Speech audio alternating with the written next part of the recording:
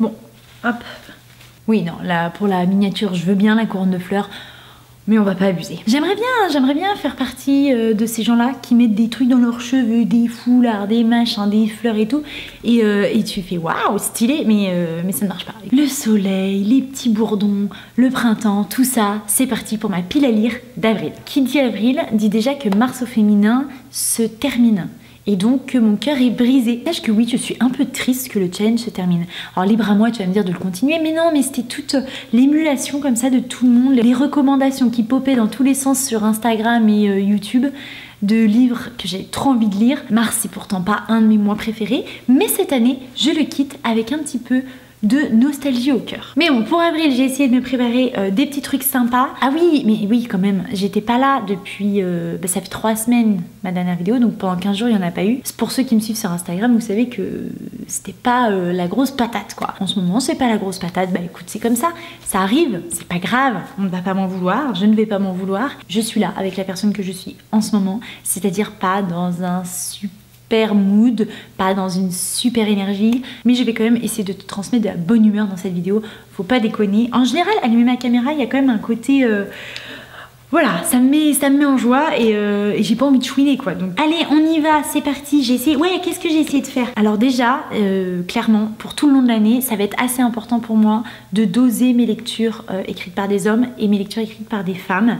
Je veux qu'il y ait au moins autant de femmes que d'hommes. Donc maintenant je vais être attentive à ça dans chaque pile à lire, sache-le. Et j'ai essayé de prendre des trucs, comment dire, je ne sais pas quel est le thème général de cette pile à lire, on va dire que des trucs qui me font envie. Je vais commencer par le graphique, tiens. J'ai choisi de lire Peau d'homme de Hubert et Zanzim. C'est ma belle-sœur qui me l'a offert en janvier. Bah oui, pour mon anniversaire, en janvier donc. Qui me fait extrêmement envie, donc il est temps de la sortir.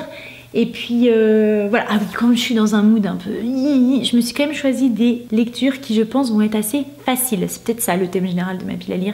C'est des choses qui ne me mettent pas en difficulté. Un graphique, clairement, ça c'est cool. Donc l'histoire de ça, on l'a vachement vu passer, hein, mais en gros c'est une famille où toutes les femmes se passent une peau quoi, de la peau.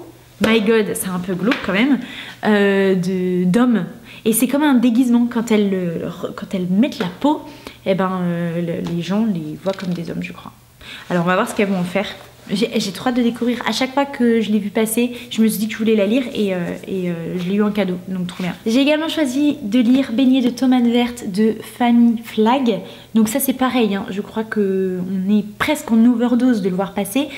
Mais que veux-tu, à chaque fois quand même les gens disent « Oh c'était trop agréable ». Moi clairement parmi les gens qui m'influencent le plus, il y a Flow Books sur Instagram et voilà. Bon. Mais en fait je sais même pas trop de quoi ça parle. Je dois écouter qu'à moitié les chroniques, c'est pas possible. Ou alors je dois avoir un filtre, je pense que j'ai ça, un espèce de filtre dans mon cerveau qui fait que comme ça j'ai toujours la surprise pour les livres. Non mais si, il y a une histoire de vieille dame qui raconte son histoire. Voilà, ah bah voilà un résumé très précis. Ah oui, ça c'est vrai. La mise en page, elle est chouette. Les débuts de chapitre et je crois que j'ai vu des trucs un peu divers, genre un mail ou je sais pas, non mais ça se trouve je suis en train d'inventer. Oui, des espèces d'extraits de journaux plutôt a priori. Je sais pas en quelle année ça se passe. 1930. Bon, on oublie les mails. Les extraits de journaux.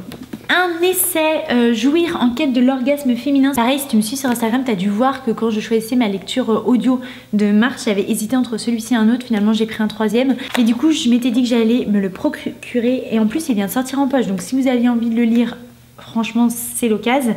On est sur un... Là, ils mettent que c'est tour à tour un reportage, un essai et un recueil de réflexion à la première personne autour du plaisir féminin. Encore une fois, quelque chose qui s'inscrit dans le féminisme, dans la place de la femme dans la société. J'espère que ça va être abordé sous ce biais-là, au moins en partie. On verra. Ah, bah tiens, j'ai dit que j'allais faire des lectures plutôt légères, mais là, il y a sûrement un livre qui me contredit, c'est le Stradivarius de Goebbels. Je l'avais reçu en février de la maison d'édition et du coup ça passait pas dans mon challenge de mars, donc je m'étais dit avril. Et là je vais peut-être te lire un bout du résumé. Ce récit est le roman vrai de Nejiko Suya jeune virtuose japonaise à qui en 1943, Joseph Goebbels offre un Stradivarius pour célébrer l'axe Berlin-Tokyo. Nijiko l'ignore encore, le violon appartient à un Français, Lazare Braun, musicien juif spoilé et assassiné par les nazis. Elle ne parvient pas à jouer de l'instrument, tous les violons ont une âme, l'histoire du Stradivarius la hante. Voilà la moitié on va dire du résumé. Ça a l'air assez sombre mais ça a quand même l'air passionnant. J'ai vraiment trop hâte de le lire. Ça va aller très vite cette vidéo parce que je passe très peu de temps sur les livres et j'en ai pas tant que ça. Donc les deux derniers, donc je crois que les deux c'est de la jeunesse. J'ai choisi de lire Valentine ou la belle saison d'Anne-Laure Bondou. Anne-Laure Bondou c'est vraiment une autrice. Je suis sûre que ça va me faire du bien, que ça va apaiser mon cœur, mon âme et tout ça. Donc j'en profite, j'avais commencé à le lire quand j'étais enceinte, mais je vous le répète très souvent, j'étais malade, du coup j'ai pas réussi à continuer à cause de la nausée et tout, enfin bon bref. Et je l'avais jamais sorti depuis, trop bizarre. Mais là, la belle saison, je veux dire, c'est maintenant ou jamais. On suit donc une femme de 48 ans et demi, et ça me fait trop rire dans le résumé, j'adore.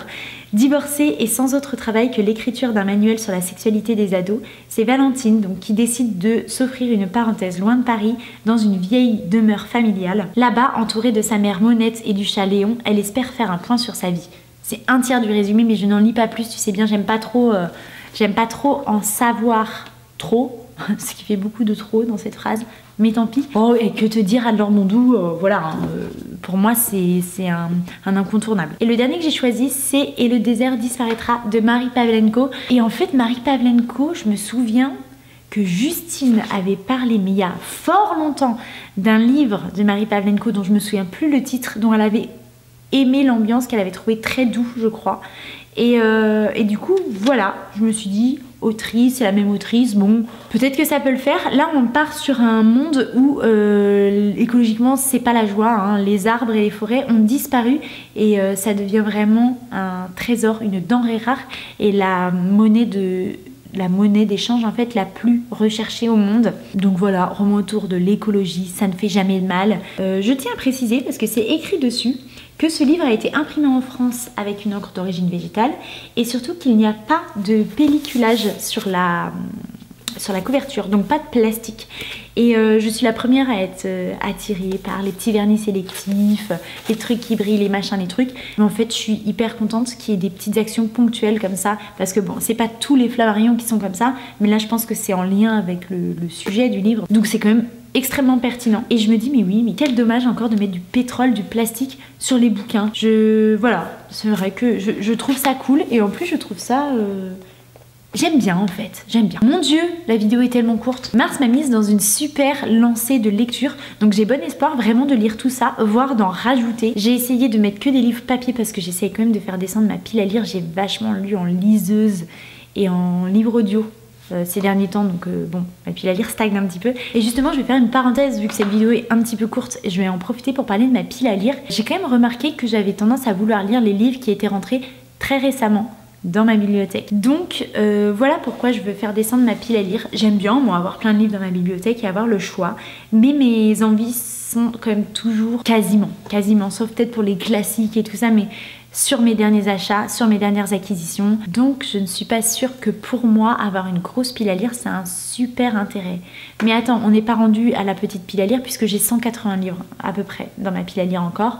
Donc ça me laisse, vu mon rythme de lecture, ça me laisse encore un petit peu de temps avant de la faire baisser vraiment considérablement. Je me vois pas avec pas de pile à lire ou 10 livres seulement dans ma bibliothèque que j'ai pas lu, mais franchement une cinquantaine, ça serait pour moi, je pense, plutôt canon. Certainement que ma bibliothèque mériterait un tri, mais j'ai du mal à trier les livres que j'ai pas encore lus. Donc voilà, j'en suis là, je questionne, je réfléchis, j'analyse un petit peu mes envies et c'est vrai que les choses qui sont là depuis longtemps me font moins envie, voire plus du tout envie. Et c'est aussi pour ça que je présente plus trop de book haul, déjà parce que j'achète moins, et donc j'ai peu de choses à présenter, et aussi parce que je les lis assez rapidement. La plupart du temps tu les as vus dans une pile à lire ou dans un point lecture, donc aucun intérêt pour moi de faire une vidéo en disant j'ai acheté ça, oui merci bien, on est au courant. Et ben voilà, c'est tout pour moi aujourd'hui. Je te fais un gros bisou et je te dis, normalement, si tout va bien, si le moral est au beau fixe, à la semaine prochaine.